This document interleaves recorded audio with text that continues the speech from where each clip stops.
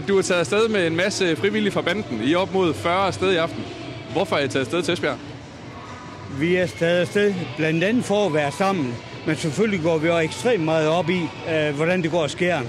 Kan vi komme ud og se det imellem, så er det jo pragtfuldt. Ellers så følger vi den selvfølgelig hjemme ved fjernsynet. Hvad er det for et fællesskab, I har i banden? Det er noget af det mest unikke, jeg kan forestille mig. Og jeg tror faktisk, det er medvirkende til at gøre os alle sammen ældre med tid. Er det noget, der er svært at undvære? Det kan ikke undvære det. Jeg kommer selv fra Nørre Nebel, og der har vi ikke den sammenhold derovre på den måde. Jeg oplevede, da vi kom til Skjern, jeg kendte ikke nogen mennesker. Men i og med at komme i banden, så kender vi hele Skjern efterhånden.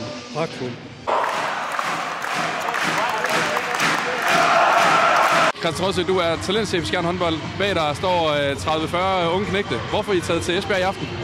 Jamen, vi har muligheden for at komme ud og dyrke noget fællesskab og bakke op om vores liga her, og det vil vi selvfølgelig gerne gøre. Og i den forbindelse er vi jo gået sammen med vores fanklub, og vi har også nogle af de frivillige med, så det er en god flok, vi er afsted i dag.